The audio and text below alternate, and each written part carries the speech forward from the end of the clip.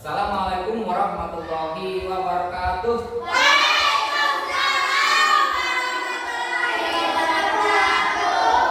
Bagaimana kabarnya? Hadir semuanya? Alhamdulillah, kita dipertemukan kembali oleh Allah Subhanahu wa taala dalam pembelajaran coding dan kecerdasan artifisial pertemuan kelima di semester 1 ini. Kita mulai pembelajaran hari ini dengan membacakan doa bersama-sama. Silakan berdoa dipimpin oleh satu orang. Mulai berdoa.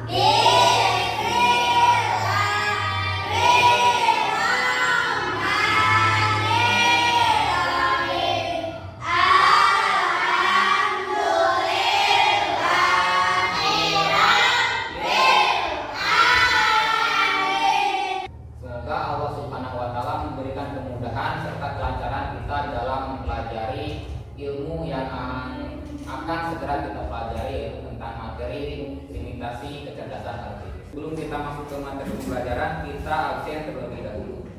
Azhar, Asila, Hadir. Dipa, Hadir. Hasbi, Hadir. Jianka. Hadir. Alhamdulillah semuanya hadir dan tidak ada yang sakit ataupun yang jin. Bapak ucapkan terima kasih kepada semuanya. Kita apresiasi diri kita masing-masing.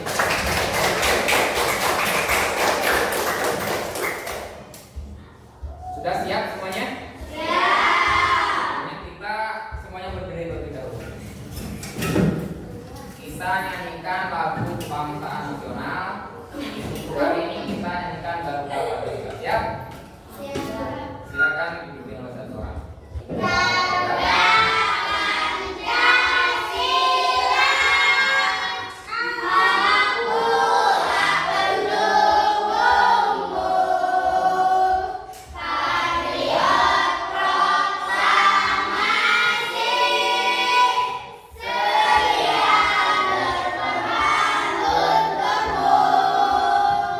Pada pertemuan sebelumnya kita sudah mempelajari tentang dasar-dasar coding dan kecerdasan artifisial. Kita sekarang akan mempelajari tentang limitasi kecerdasan artifisial. Ada yang masih ingat apa sih yang dimaksud dengan kecerdasan artifisial? Pernah menggunakannya kalian? Pernah? Kalian misalkan membuat videonya menjadi lebih bagus, lebih cantik dari sebelumnya misalnya. Itu juga sama tentang di dalamnya terdapat kecerdasan artifisial. Kalian pernah menggunakannya? Foto kalian menjadi lebih putih misalkan. Siapa yang memutihkannya? Itu kecerdasan artifisial. Kecerdasan artifisial ini bekerja seperti kita manusia, memproses data, kemudian dipikirkan, kemudian memberikan jawaban secara otonom kepada kita. Apa yang kita inginkan, apa yang kita minta, maka dia bisa memberikannya, tergantung permintaan kita. Kalian kan pernah menggunakannya. Menurut kalian, apakah KA benar-benar pintar dan dapat menggantikan pekerjaan manusia? Bisa? Pintar tidak? Pintar, karena namanya juga kecerdasan buatan. Artifisial itu kecerdasan buatan. Yang diciptakan, yang menciptakannya siapa? Manusia kita. Programmer membuat kecerdasan artifisial, membuat kecerdasan buatan. Untuk apa? Untuk membantu meringankan pekerjaan manusia. Tapi apakah bisa menggantikan pekerjaan manusia? Ada yang bisa digantikan? Tidak. Ada yang bisa digantikan dan tidak bisa digantikan. Contohnya apa? Ketika mengolah data, misalkan di SD Cibungur ada berapa siswa, jika dimasukkan laki-laki berapa, kemudian perempuan berapa, datanya sudah dimasukkan. Ketika diminta, sudah pasti keluar jumlahnya berapa. Jumlah SD Cibungur semuanya 107 siswa. Menggunakan AI misalkan diminta dibuatnya. Ada yang bisa digantikan, tapi ada yang tidak bisa digantikan. Contohnya apa? Tentang etika. Etika tidak bisa digantikan oleh siapa? Oleh kecerdasan artifisial atau KA. Tidak bisa digantikan secara emosi misalkan.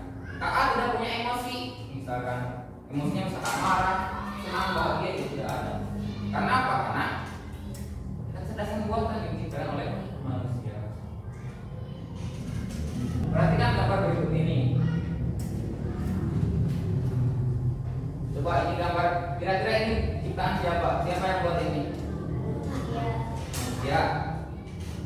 Dan bandingkan dengan gambar ini. Siapa yang menciptakan ini? Yang mana yang manusia? Ini manusia, kemudian yang ini KA atau kecerdasan buatan. Kita buktikan. Nah, benar. Yang ini ada buatan KA. Kemudian yang ini buatan manusia. Apa yang membedakannya? Coba. Sama-sama kan buatan gambar sama, itu juga gambar sama. Bagaimana tanggapan kalian terhadap kedua gambar ini? Gambar manusia lebih seru. Kemudian gambar yang buatan KA apa? Lebih simpelnya. Lebih simpel. Kalau ini lebih rumit. Maka gambar yang dibuat manusia lebih unik, penuh kreativitas. KA tidak ada kreativitasnya. Karena apa? Karena berdasarkan data yang diinput. Misalkan gambar manusia semuanya. Bisa saja terjadi kesalahan ketika diminta gambar manusia karena yang dimasukkannya gambar manusia yang berwarna kulit putih, ketika dimasukkan gambar manusia kulit coklat, kulit hitam, dia akan menolak misalkan. Karena apa? Karena yang biasanya karena dari warna kulitnya warna putih. Nah, ini kan lebih simpel. Ya. Lebih simpel. Kalau yang ini lebih rumit, membutuhkan kreativitas. Di sini ada detail-detailnya. Mengapa kita belajar KA dan mengapa belajar KA itu penting? Karena apa? Karena bisa apa? Bisa apa? Karena membangun harapan yang realistis. Pertama karena membangun harapan yang realistis. KA itu cerdas, namun dia juga terbatas. Kemampuannya terbatas. Karena apa? Tergantung data yang dimasukkan. Bisa bekerja seperti manusia, bisa berpikir, kemudian bisa memberikan keputusan, bisa menciptakan masalah. Misalkan kita menggunakan ChatGPT. Pernah kalian menggunakan Gemini di HP? Kalian ada punya HP sebenarnya? Punya ya, rata-rata punya. Menggunakan misalkan Gemini AI. Tolong buatkan percantik foto berikut ini. Dikirimkan fotonya, foto kalian misalkan. Jadinya lebih apa? Lebih putih. Yang tadinya misalkan pucet jadi tidak pucet. Itu kan siapa yang memproduksinya? Nah, itu cerdas, dia juga terbatas. Jadi kita jangan terlalu berekspektasi, terlalu berharap tinggi. Karena apa? Karena bisa saja tadi akan ada kesalahan berlebihan terhadap hasil kerja kali itu. Karena bisa saja hasilnya tidak sesuai yang kita inginkan. Kemudian mengoptimalkan penggunaan KA, jangan memaksa KA untuk kerja di luar batas kemampuannya. Meta AI, apa kajian hadir hari ini di sekolah? Kan tidak dimasukkan dulunya datanya, maka dia tidak menjawabnya, jadi pasti dia di luar kemampuan KA. Kemudian mengidentifikasi risiko dan tantangan mencegah insiden akibat kegagalan KA tidak terhadap dia bisa bermanfaat, bisa juga tidak, tergantung kita menggunakannya. Kemudian mengapa kita penting belajar KA? Yang pertama, mempertahankan peran unik manusia. Cerdas apapun KA, tetap manusia menjadi penggeraknya. Karena apa? KA diciptakan oleh siapa? Kita manusia, jangan kalah oleh cerdasnya. Pada pembelajaran hari ini tentang limitasi kecerdasan artifisial yang harus kalian pahami dari tujuan pembelajaran ini. Yang pertama, setelah belajar limitasi kecerdasan artifisial, kemudian kalian dapat mengidentifikasi contoh keterbatasan KA. Kalian juga harus dapat menjelaskan perbedaan KA dan manusia. Kemudian menyimpulkan pentingnya peran manusia dalam penggunaan dan penguasaan terhadap KA. Kecerdasan artifisial semakin canggih dan banyak digunakan dalam kehidupan manusia. Banyak kan sekarang digunakan di kantor-kantor, misalkan menggunakan data untuk hubungan. Sekarang sudah menggunakan KA kebanyakan. Maka kita sebagai manusia juga jangan kalah. Kita harus tetap makin canggih. Dengan cara apa kalau kita? Dengan cara belajar. Belajar ini memasukkan data ke dalam pikiran kita. Namun secanggih apapun KA, dia tetap memiliki keterbatasan. Kita tidak terbatas kecerdasan kita. Apa saja limitasi KA? Yang pertama, kita tidak bisa berempati seperti manusia. KA tidak bisa berempati. Dipa sakit tidak mungkin mengucapkan sakit tanpa diperintahkan dulu. Tanpa disuruh dia tidak akan mengucapkan. Baru hasilnya misalkan Gemini AI buatkan ucapan empati kepada Dipa.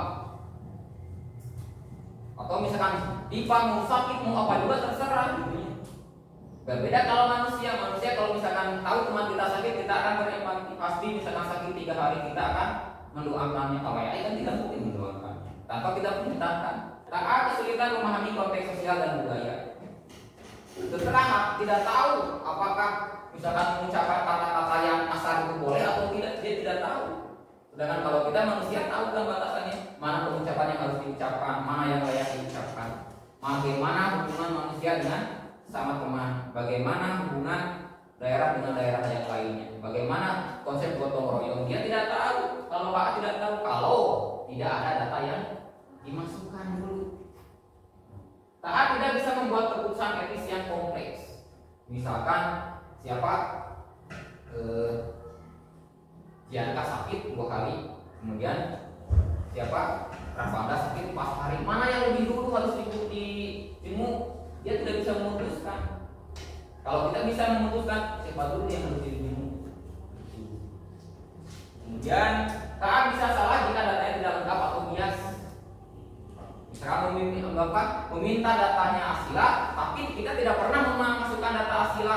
Anaknya siapa, bapaknya siapa, ibunya siapa, anaknya berapa, orang tuanya kerja di mana, tanpa kita masukkan. Ketika kita masukkan, misalkan, tolong data asila, saya minta data asila. Ibu kenapa dimunculkan, yang ternyata datanya yang muncul apa? Asila yang mana? Gitu. Ada nama asila dimasukkan, datanya ternyata usianya sudah 25 tahun, misalnya, padahal asila baru 12 tahun. Yang diminta itu asila misalnya. Jadi datanya menjadi dia. Kenapa? Data asilanya tidak diolah terlebih dahulu. Kemudian KA bisa salah jika data tidak lengkap atau bias. Tadi. Selanjutnya, perbandingan KA dan manusia kita bisa bandingkan di sini. KA memiliki logika dan kecepatan analisis data yang cepat dan efisien. Sedangkan manusia memiliki logika dan kecepatan analisis data yang lebih lambat. Kita misalkan 5 kali 5 ya, 25 dibagi 2 berapa? 12,5 ya. Kita kan lambat mikirnya. Kalau kakak misalkan 5 kali 5 bagi 2 langsung muncul jawabannya itu 12,5. Karena apa? Memiliki kecepatan dan analisis data yang cepat. Kalau manusia datanya lebih lambat. Tetapi apa? Tetapi logikanya sama, memiliki logika. Ini sama. Kemudian tidak memiliki empati dan emosi, memiliki empati dan emosi. KA tidak mengenal rasa sakit. Misalkan KA tidak mengenal rasa sayang terhadap teman, sayang terhadap orang tua. Kalau kita kan melihat teman yang sakit, kita berempati, kita mendoakannya. Kemudian melihat teman misalkan menangis, kita merasa emosi, kita juga merasa sedih. Dan kreativitas yang terbatas berdasarkan data yang ada, kreativitas tinggi dan spontan. Kita itu kreativitasnya tinggi, disuruh menggambar, misalkan silakan gambar, maka gambar kalian akan lebih unik lagi, lebih kreatif lagi. Sedangkan kakak tergantung dimintanya, silakan buatkan gambar apa saja bisa diberikan. Tapi dibatas di misalnya kita tanya, buatkan gambar gunung untuk kelas 1 SD, atau buatkan gambar untuk kelas 5 SD, maka yang diberikan sesuai ya dengan permintaan. Tapi kalau kita lebih kreativitasnya lebih tinggi lagi, lebih unik lagi, kemudian sulit mengambil keputusan yang etis. Sedangkan manusia mengambil kesulitan dengan fleksibel dan kontekstual. Tergantung konteksnya kalau kita membuat keputusan. Kalau AI tidak bisa mengambil keputusan sesuai dengan kontekstual dan fleksibel atau lenturnya. Kalau misalkan asila terlambat, kalau kata AI masalah salah gitu. Tapi kalau misalkan oleh manusia ditanya dulu alasannya apa, ternyata alasannya menolong dulu orang yang kecelakaan di jalan. Dan keputusannya menjadi tidak disalahkan karena ada nilai baiknya. Kemudian kemampuan belajar dari pengalaman secara terbatas tergantung data pelatihan. Semakin sering diasah AI, maka semakin lebih cerdas sekali. Datanya semakin banyak lagi, maka semakin kompleks lagi jawabannya. Kemudian kemampuan belajar dari pengalaman secara lebih luas, kompleks. Kita belajarnya lebih luas lagi karena dari sudah berapa tahun kita sudah dipelajari. Ini salah satu perbandingan KA dan manusia. Sama-sama memiliki logika, tapi KA lebih cepat dan efisien, manusia lebih lambat dalam menganalisis data. Kemudian KA tidak memiliki empati dan emosi, sedangkan kita memiliki empati dan emosi. Kreativitas yang terbatas berdasarkan data yang ada. Kemudian kalau manusia kreativitas tinggi dan spontan. Kemudian yang selanjutnya. Sekarang kita simulasi tentang limitasi KA. Siap? Nah, peraturan seperti ini. Kalian nanti akan dibagi menjadi 3 kelompok. Satu kelompoknya terdiri 3 sampai 4 orang. Kelompok 1, kelompok 2, kelompok 3. Sesuai seperti biasa kedua kelompoknya yang sudah terbiasa. Kemudian nanti kelompok itu akan berperan seperti AI. Kalian nanti kelompoknya menjadi AI atau kelompok kecerdasan artifisial menjadi KA kalian itu. Kalian itu bertiga atau berempat ibarat satu komputer. Seperti komputer, kalian menerima data, kemudian mengolahnya, kemudian mengeluarkan hasilnya dalam bentuk apa nanti tergantung perintahnya. Paham? Sudah siap semuanya? Nah, sekarang kita berkelompok terlebih dahulu. Silakan kelompok 1. Siapa saja? Nah, silakan bergabung kelompok 1 di sebelah sana. Kemudian kelompok 2. Silakan kelompok 2 gabung dengan kelompok 2, gabung dengan kelompok 3, silakan.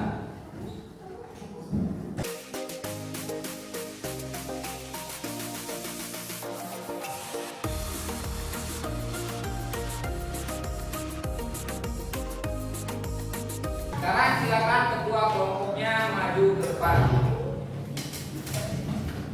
Ambil stereofoam siap. Siap kelompok 1. Siap. Silakan pilih 1 kartu gambar. Silakan ke meja kembali dulu. Silakan ditempel.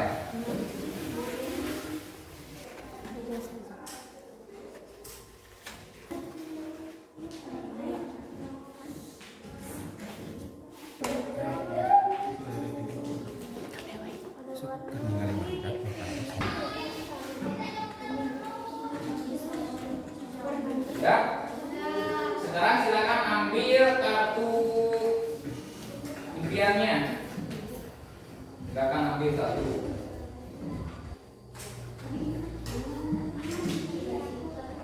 Kalau sudah ditempel kembali.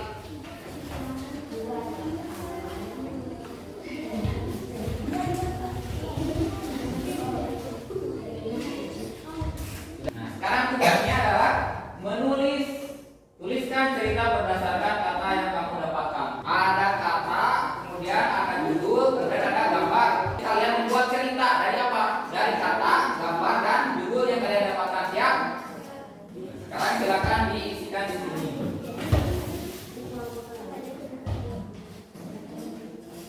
Silakan buat ceritanya.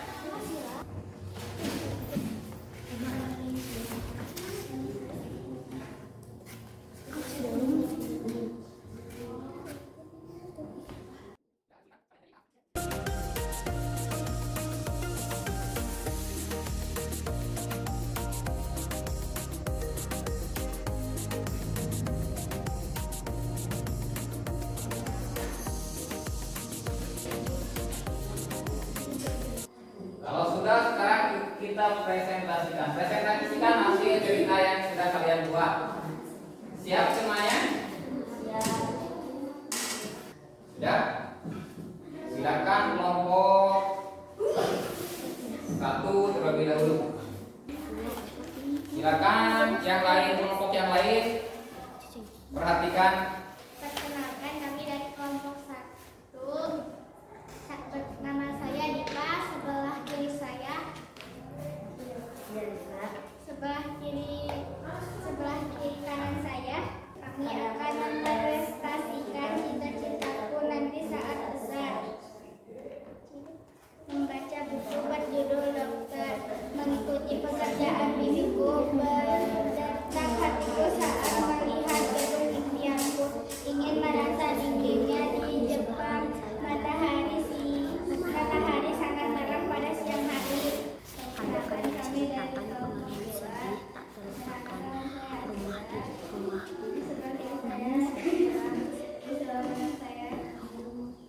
Kami akan mempresentasikan tentang petualangan memberi korban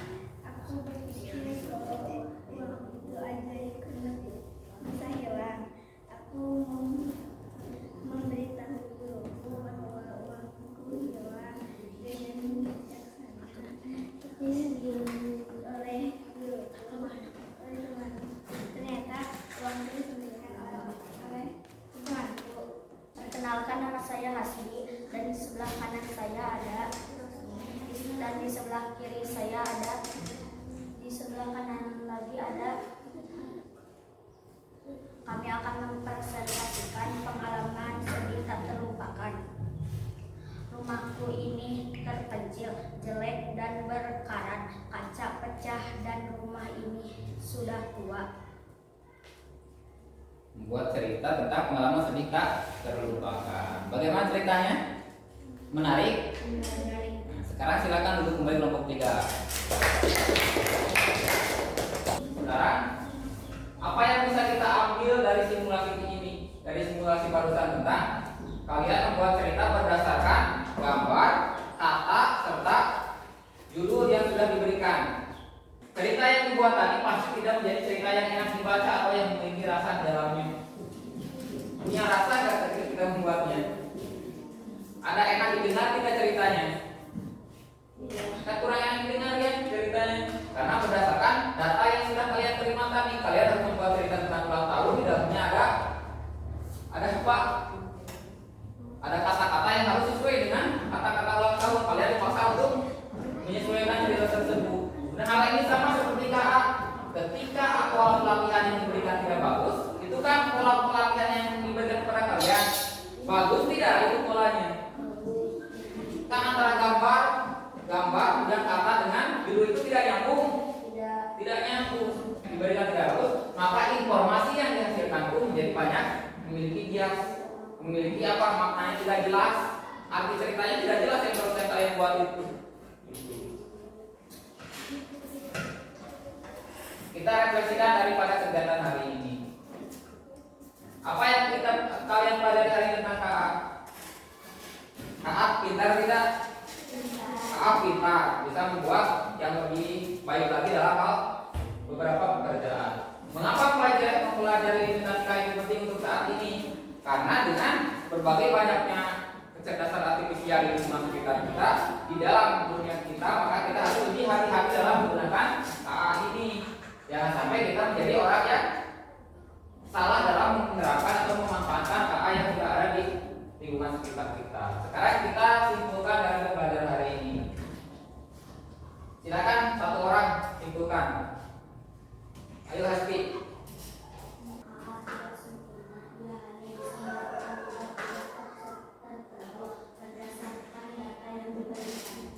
KA tidak sempurna. Sebagaimana kesempurnaan kita berpikir, meskipun sama KA juga bisa berpikir. KA tidak sempurna, ia hanya bisa melakukan tugas-tugas tertentu berdasarkan data yang diberikan. Seperti tadi datanya, data yang itu yang diberikan kepada KA, maka hasilnya pun juga cerita yang tidak nyambung, cerita yang tidak enak untuk dibaca. KA tidak bisa menggantikan empati, nilai moral, kreativitas dan tanggung jawab manusia. Kita punya tanggung jawab moral, kita punya tanggung jawab sosial, kita punya tanggung jawab secara etika. Sedangkan KA tidak punya tanggung jawab seperti itu. Manusia tetap menjadi pengaruh utama dalam pemanfaatan teknologi, termasuk KA ini sebuah teknologi yang saat ini sedang gencar dikembangkan.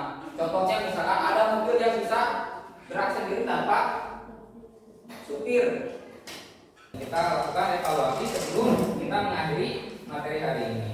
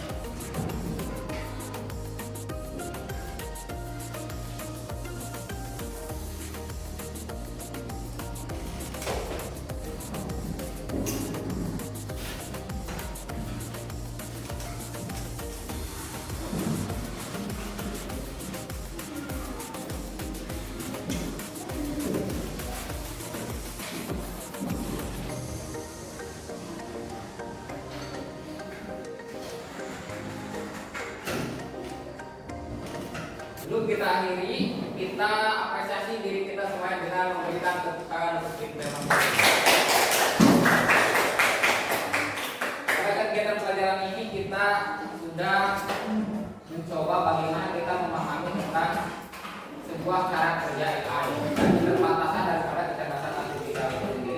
membuat simulasi atau game simulasi bagaimana kita menerima data, mengolah data dan menghasilkan output daripada perintah yang sudah diberikan kepada KA. Bertemu kembali pada minggu depan dengan materi etika penggunaan KA atau etika penggunaan kecerdasan artifisial. Marilah kita sama-sama tutup pertemuan hari ini dengan mengucapkan alhamdulillah bersama-sama. Alhamdulillah.